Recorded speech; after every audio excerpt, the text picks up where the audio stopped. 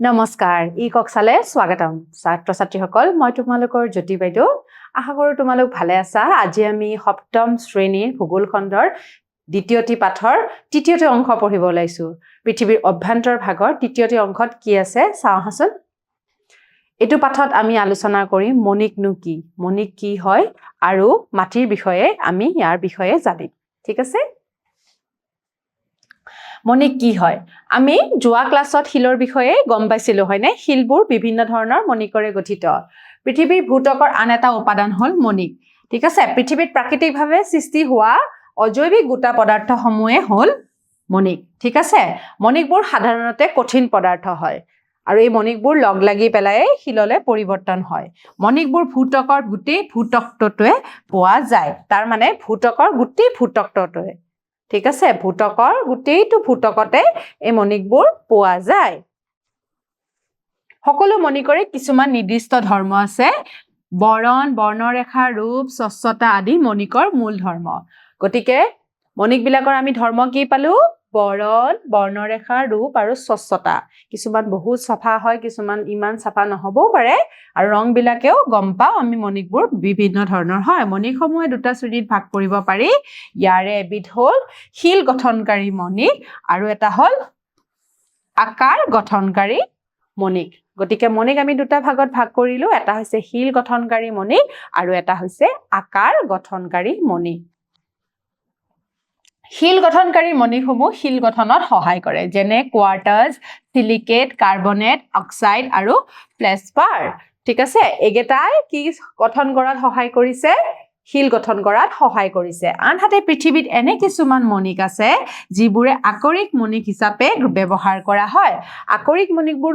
কি বাৰু গেলেনা অপ্টিমেন মেলাকাইট এইবিলাক হৈছে আকৰিক মণিক ইয়াক ধাতৱীয় মণিক বুলি কোৱা হয় ঠিক আছে মণিকসমূহ আকৌ ধাতৱীয় আৰু অধাতৱীয় মণিকলে দুটা ৰূপত ভাগ কৰা হৈছে এতিয়া আমি ধাতৱীয় মণিক আৰু অধাতৱীয় যিবিলাকৰ ধাতৱীয় গুণ আছে আৰু যিবিলাকৰ অধাতৱীয় গুণ আছে সেইবিলাকৰ বিষয়ে আলোচনা কৰিম ধাতৱীয় মণিক কেইটা হৈছে সোণ ৰূপ তাম প্লেটিনাম টিন দস্তা বক্সাইড হেমটাইট আৰু জিংক আৰু এলুমিনিয়াম অধাতৱীয় মণিকবিলাক হৈছে অভ্ৰ গন্ধক পটাছ জিপসাম হীৰা আৰু গ্ৰেফাইট ঠিক আছে এতিয়া আমি ধাতৱীয় মণিক আৰু অধাতৱীয় মণিকবিলাক কেনেকুৱানো চাও আহা ধাতৱীয় মণিক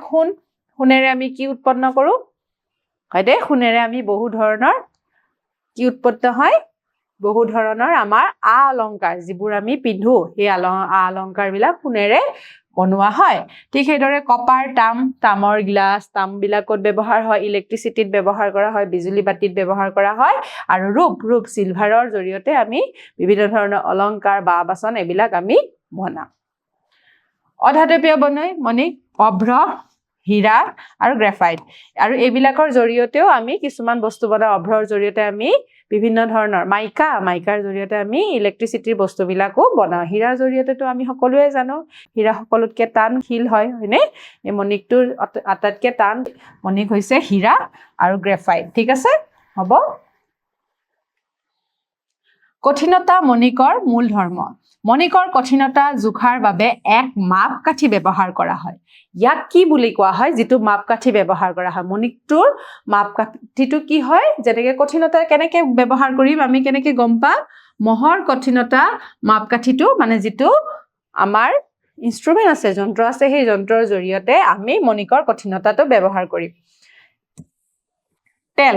টেল্ক নামৰ মণিকবিল আছে একেবাৰে কম কঠিন ঠিক আছে কঠিনতা একেবাৰে কম আটাইতকৈ কম টেল্কৰ কঠিনতা আটাইতকৈ কম আৰু আটাইতকৈ বেছি হৈছে হীৰাৰ কঠিনতা আটাইতকৈ বেছি এই দুটা মনত ৰাখিবা তোমালোকে টেল্ক হৈছে মণিকৰ আটাইতকৈ কঠিন কম য'ত আটাইতকৈ কঠিনতা একেবাৰে নাই আৰু হীৰাৰ কঠিনতা সকলোতকৈ বেছি হ'ব এতিয়া আমি আহিম মাটিৰ বিষয়টো আমি সকলোৱে জানো আমি কিহৰ ওপৰত থাকো ভূতকৰ মাটিৰ অংশত থাকো অকল জীৱবিলাক অকল মাটিৰ ওপৰতে থাকে নেকি জীৱবিলাক মাটিতো থাকে আৰু ভূতকৰ ওপৰত থকা আৰু এটা অংশ কি হৈছে পানী হয়নে ভূতকৰ দুটা অংশ আছে এটা হৈছে মাটি আৰু এটা হৈছে পানী হয়নে এটা মাটিত আমি বহুভাগ জীৱই বাস কৰো তথাপিতো জলমণ্ডলতো বহুভাগ জীৱই বাস কৰে ভূত্বকৰ আন এবিধ উপাদান হ'ল মাটি পৃথিৱীৰ ভূত্বকটোৰ একেবাৰে ওপৰৰ কোমল তৰপটোৱে য'ত আমি ঘৰ দুৱাৰ সাজু খেতি বাতি কৰোঁ আৰু গছ-গছনিয়ে য'ত খামুচ মাৰি ধৰি ৰাখি আছে সেইখিনিয়ে হৈছে মাটি মাটি বিভিন্ন ৰঙৰো থাকে হয়নে এতিয়া সাধাৰণতে শিলৰ পৰাই মাটিৰ উৎপত্তি হয় মাটিৰ উৎপত্তিটো ক'ৰ পৰা হৈছিলে শিলৰ পৰাই ঠিক আছে মাটি গঠনত জলবায়ুৰ প্ৰভাৱ অপৰিহাৰ্য মাটি গঠনত জলবায়ুৱে অতি গুৰুত্বপূৰ্ণ অংশ পালন কৰে শিলবিলাকে সময়ৰ সোঁতত শীত তাপ বতাহ বৰষুণ আদি প্ৰাকৃতিক কাৰকৰ প্ৰভাৱত জহি খহি চূৰ্ণ বিচূৰ্ণ হয় তাৰ মানে শিলবিলাক ভাঙি যায় ভাঙি গৈ পেলাই মাটিলৈ পৰিৱৰ্তন হয় এনে অংশসমূহ আকৌ বতাহ নদী হিমবাহ আদিয়ে কঢ়িয়াই নি বিভিন্ন ঠাইত জমা কৰে গতিকে বতাহ নদী মানে পানীটো গৈ পেলাই জমা হৈ পেলাই মাটিৰ সৃষ্টি হয়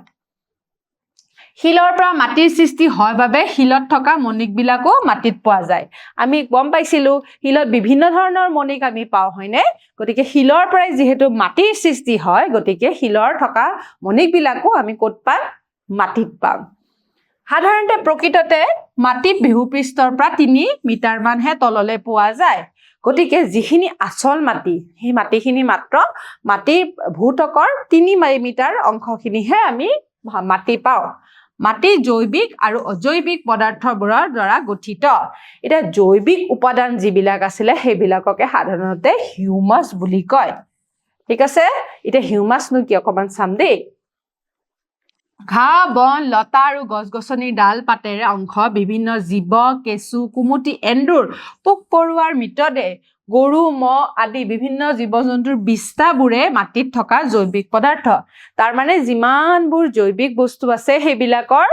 উপাদানসমূহ মাটিত থাকাটোকে বুজায় সেইবিলাককে জৈৱিক পদাৰ্থ বুলি আমি বুজি পাম এনে পদাৰ্থসমূহ ৰ'দত শুকুৱাই পানীত পচি যায় আৰু অনুজীৱৰ প্ৰভাৱত হিউমাছ সৃষ্টি কৰে গতিকে আমি হিউমাছ কি বুজিলো যিবিলাক জৈৱিক উপাদান মাটিৰ লগত পচি যায় বা ৰ'দত শুকাই অনুজীৱৰ প্ৰভাৱত কি সৃষ্টি হৈছে হিউমাছৰ সৃষ্টি হৈছে এনে জৈৱিক পদাৰ্থসমূহ উদ্ভিদক পুষ্টিৰ যোগান ধৰে আৰু এইবিলাকে থাকে কাৰণে মাটিৰ পৰা আমি কি পাওঁ সাৰ পাওঁ এই সাৰবিলাকে আমাৰ কি কৰে গছ-গছনিত বৃদ্ধি হোৱা বা খেতি-বাতি কৰাত আমাৰ সহায় কৰে মাটিত জৈৱিক পদাৰ্থ বেছি হলে মাটিৰ পানী ধৰণ কৰাৰ ক্ষমতা বাঢ়ে যদি জৈৱিক পদাৰ্থ বেছি আছে তেনেহলে মাটি কি হয় মাটিৰ পানী ধাৰণ কৰা তাৰমানে মাটিত পানীও বেছি থকাৰ উপযোগিতা বেছি থাকে মাটিত থকা পানী ভাগে গছৰ বৰ্ধনত গুৰুত্বপূৰ্ণ ভূমিকা পালন কৰে তাৰ মানে সাৰুৱা মাটি যিমানে হ'ব সিমানে গছৰ বৃদ্ধি হ'ব আনহাতে মাটিত মিহলি হৈ থকা অজৈৱিক পদাৰ্থবোৰ হ'ল nitrogen potassium magnesium sulphur phosphorus calcium আৰু লুটাম গতিকে মাটিত বিভিন্ন ধৰণৰ মণিকবিলাক আছিলে হয়নে নহয় এই তাৰ পৰা আমাৰ অজৈৱিক পদাৰ্থবিলাক ওলাইছে সেইবিলাক হৈছে nitrogen potassium magnesium sulphur calcium লুটাম ইত্যাদি ঠিক আছে ৰাসায়নিক উপাদান ভৌতিক গঠন উৎপত্তি স্থান আদিৰ ওপৰত নিৰ্ভৰ কৰি মাটিৰ শ্ৰেণী বিভাজন কৰা হয় গতিকে ঠাই বিশেষে আমি বেলেগ বেলেগ ধৰণৰ মাটিবিলাক দেখা পাওঁ হয়নে এইবিলাক কিহৰ কাৰণে হৈছে তাতে ৰাসায়নিক পৰিৱৰ্তন হৈছে ৰ'দ তাপবিলাক বেলেগ হ'ব পাৰে পানীৰ পৰিমাণ বেলেগ হ'ব পাৰে বায়ু বেলেগ হ'ব পাৰে জৈৱিক উপাদানবিলাক বেলেগ হ'ব পাৰে অজৈৱিক উপাদানবিলাক বেলেগ হ'ব পাৰে সেইটো কাৰণে মাটিৰ বৈশিষ্ট্যবিলাকো বেলেগ বেলেগ হয় সাধাৰণতে মাটিৰ দানাবোৰ অতি সূক্ষ্ম আৰু স্থূল হলে তাক আলতীয়া বোলে গতিকে একেবাৰে দানাবোৰ সৰু সৰু হলে সেইবিলাক কি হয় একেবাৰে যদি হয় আলতীয়া বুলি কয় আকৌ সূক্ষ্ম আৰু স্থূল হলে তাক বালি আহিয়া বুলি কয় গতিকে সূক্ষ্ম আৰু যদি স্থূল হয় তাক বালি আহিয়া বুলি কয় আকৌ একেবাৰে স্থূল দানা হলে বালিয়া মাটি বুলি কয় গতিকে আমি 3 প্ৰকাৰৰ পালো কি পালো আলতীয়া বালি আহিয়া আৰু বালিয়া হয়নে 3 প্ৰকাৰৰ মাটি আমি পালো হয়নে কি পালো আলতীয়া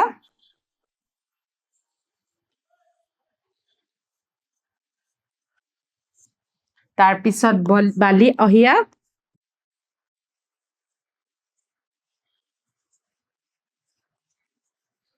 আৰু বালিয়া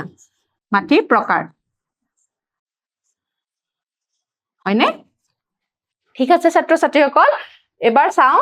মাটিৰ প্ৰকাৰকেইটা কেনেকৈ ভাগ কৰা হৈছে চোৱা উৎপত্তি অনুসৰি মাটিৰ প্ৰকাৰকেইটা কোৱা হৈছিলে অৱশিষ্ট মাটি অপসিত মাটি ঠিক আছে অপসিত মাটি উৎপত্তি অনুসৰি ভাগ কৰা হৈছিলে তাৰ পিছত আহিলে কি গঠন অনুসৰি পৈণিত আঞ্চলিক মাটি আন্ত আঞ্চলিক মাটি আৰু অপৈণিত মাটি আমি এইখিনিক বুজি পালো গতিকে মাটি দুটা ভাগত ভাগ কৰি পেলাই আমি তাৰে 5 ভাগ মাটিৰ প্ৰকাৰ পালো মাটিৰ মূলত 4টা উপাদান থাকে এটা মাটিৰ ভিতৰতনো কি থাকে মাটিৰ ভিতৰত থাকে খনিজ বা অজৈবিক পদাৰ্থ জৈৱিক সামগ্ৰী আমি জৈৱিক সামগ্ৰী অজৈৱিকৰ কথা গমে পালো পানী আৰু বায়ু বায়ু মাটিৰ ভিতৰত থাকে দে বায়ু অকল আমাৰ আশে-পাশে নাথাকে মাটিৰ ভিতৰতো বায়ু থাকে ঠিক আছে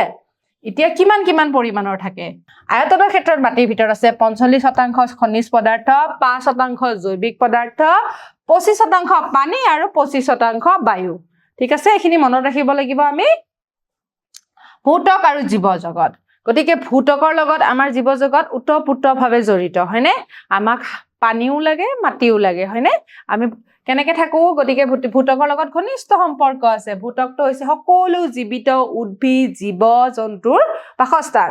আমাৰ জীৱনশৈলী আৰু আচৰণ ৰীতি-নীতিৰ বাবে কৃষি প্ৰতিষ্ঠান পৰিবহন যোগাযোগ উদ্যোগ আদি সকলো ভূতকৰ ওপৰতে নিৰ্ভৰশীল গতিকে আমাৰ জীৱন ধাৰণা আমি ভূতকটো নহলে আমি থাকিব পাৰিম জানো নোৱাৰো গতিকে যদিও জীৱবিলাক কি হৈছে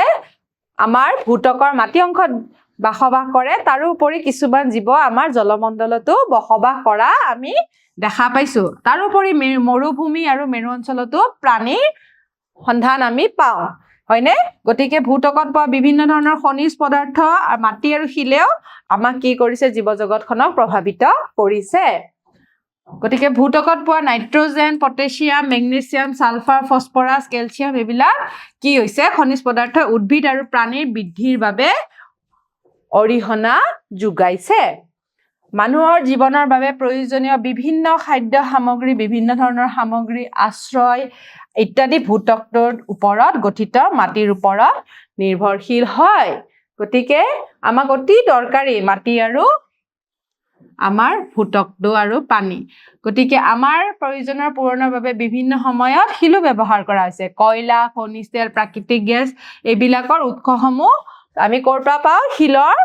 স্তৰিত শিলৰ পৰাহে আমি পাওঁ আমি আগ্নেয় আৰু ৰূপান্তৰিত শিলৰ পৰা সোণ ৰূপ তাম জিংক বহুমূলীয় ধাতু পাওঁ আৰু যিবোৰৰ জৰিয়তে আমি বিভিন্ন ধৰণৰ কি কৰোঁ আচবাব জুৱেলাৰী এইবিলাক আমি গহনা পাতিৰ পৰা আদি কৰি সকলো বস্তু বনাওঁ আৰু দৈনন্দিন জীৱনত আমি আমাৰ ঘৰতো ব্যৱহাৰ কৰোঁ ইটা চিমেণ্ট এইবিলাকো আমি ব্যৱহাৰ কৰোঁ হয়নে শিল স্লেট মাৰ্বল আদি ব্যৱহাৰ কৰা হয় আৰু চূণশিলৰ দ্বাৰা সাৰ চিমেণ্ট চূণ আদিও বনোৱা হয় ঠিক এইদৰে ঘৰ আদিৰ কাৰণে ইটা মাটিৰ ব্যৱহাৰো কৰা দেখা যায় কিন্তু কি হৈছে জনসংখ্যাৰ দ্ৰুত বৃদ্ধিয়ে কেৱল ভূতকক নহয় মাটিটো বিভিন্ন ধৰণৰ প্ৰভাৱিত কৰি আহিছে আমি ব্যৱহাৰ কৰি আহিছোঁ যধে মধে বিল্ডিং বনাইছোঁ যধে মধে গছ উঘালিছোঁ এইবিলাকৰ কাৰণেও ভূতকৰ বহু ধৰণৰ ক্ষতি সাধন কৰা হৈছে গতিকে ভূমিস্খলন খহনীয়া সূৰ্যৰ পোহৰ এইবিলাকৰ জৰিয়তে মানুহৰ বিভিন্ন কাৰ্যকলাপ কৰাৰ লগতে ভূতকত পোৱা শিল খনিজ পদাৰ্থসমূহো বহু ধৰণৰ প্ৰভাৱ পৰা দেখা যায় গতিকে উদ্যোগীকৰণ বেছি হৈছে যান বাহনৰ সংখ্যা বেছি হৈছে আমাৰ বহু ধৰণৰ প্ৰদূষণৰ বহুত সৃষ্টি হৈছে গতিকে সেইবিলাকৰ কাৰণে কি হৈছে পৃথিৱীৰ পৃষ্ঠভাগ ক্ৰমান্বয়ে প্ৰদূষিত হৈ আহিছে প্লাষ্টিক ব্যৱহাৰ কাৰণে এইবিলাক কি হৈছে প্ৰদূষিত হৈ পেলাই আমাৰ এতিয়াও গোটেই পৃথিৱীখনত ঘূৰি আছে এইবিলাক শেষ হৈ যোৱা নাই হয়নে গতিকে মাটি খহনীয়াৰ পৰা ৰক্ষা কৰা আৰু পৃথিৱী প্ৰদূষণ মুক্ত কৰি ৰখাটো মানুহৰ বাবে অতি প্ৰয়োজনীয় হৈ পৰিছে এবাৰ সৃষ্টি হলে প্ৰদূষকবোৰ এটা চক্ৰৰ ভিতৰতে অংশ হৈ পৰে তাৰ ফলত উদ্ভিদ আৰু অন্যান্য প্ৰাণীবিলাকৰ বহুত ক্ষতি সাধন কৰে তাৰমানে কি হৈছে আমি কৈছিলোঁ প্লাষ্টিক ব্যৱহাৰ হোৱাৰ লগে প্লাষ্টিকবিলাকটো শেষ হৈ নাযায় গতিকে এইবিলাক এতিয়াও এটা চক্ৰৰ ভিতৰতে ঘূৰি আছে মাটিৰ খহনীয়া ৰোধ কৰিবলৈ মাটি গছ গছনি ঘাঁহ আৰু গছ গছনি ঢাকি ৰখাৰ প্ৰয়োজন হৈ গৈছে গতিকে যিহেতু গছ গছনিবিলাক উঘালি দিছে কি হৈছে মাটিবিলাক একেবাৰে খামুচ মাৰি ধৰা ক্ষমতাটো নাইকিয়া হৈ আহিছে গতিকে কি হৈ গৈছে মাটিবিলাক ঢিলা হৈ গৈছে সেইকাৰণে ভূমিস্খলন এইবিলাক আমি দেখা পাইছো ৰাসায়নিক সাৰৰ সলনি জৈৱিক সাৰ ব্যৱহাৰ কৰা উৎসাহিত কৰিব লাগে আমি ৰাসায়নিক সাৰ ব্যৱহাৰ কৰাৰ কাৰণে আমাৰ বিভিন্ন ধৰণৰ বেমাৰ আজাৰো দেখা গৈছে গতিকে আমি কি কৰিব লাগে জৈৱিক সাৰ অৰ্গেনিক যিবিলাক সাৰ ব্যৱহাৰ কৰা হয় সেইবিলাকৰ ওপৰত গুৰুত্ব প্ৰদান কৰিব লগা হৈছে ঠিক আছে মাটিৰ উৰ্বৰতা বজাই ৰাখিবলৈ শস্য ঘূৰণীয়া পদ্ধতি আমি ব্যৱহাৰ কৰিব লাগিব আৰু এনে প্ৰতিৰোধমূলক ব্যৱস্থাই ভূতকত প্ৰদূষণ মুক্ত আৰু জীৱৰ বাবে উপযোগ কৰি ৰাখিব লাগিব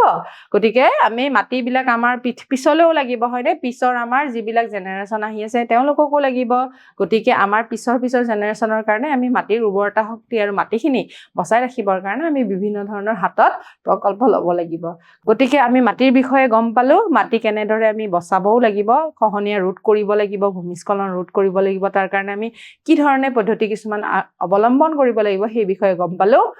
এতিয়া পাঠটি আমাৰ ইমানতে শেষ হ'ল আহাচোন দুটামান আমি আকৌ এবাৰ আওৰাই লওঁ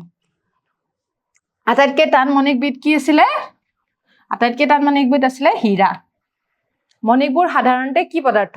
মণিকবোৰ সাধাৰণতে জৈৱিক আৰু অজৈৱিক পদাৰ্থ হয়নে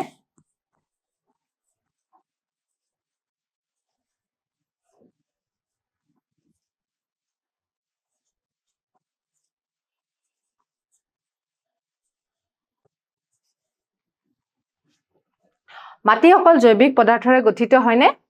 নহয় মাটি অজৈৱিক জৈৱিক দুইটা পদাৰ্থৰে গঠিত হয় তে ছাত্ৰ ছাত্ৰীসকল আশা কৰোঁ তোমালোকে এই ভিডিঅ'ৰ জৰিয়তে অলপ হ'লেও মাটিৰ বিষয়ে বণিকৰ বিষয়ে গম পালা অহা ক্লাছত আমি তৃতীয়টি পাঠ আৰম্ভ কৰিম ধন্যবাদ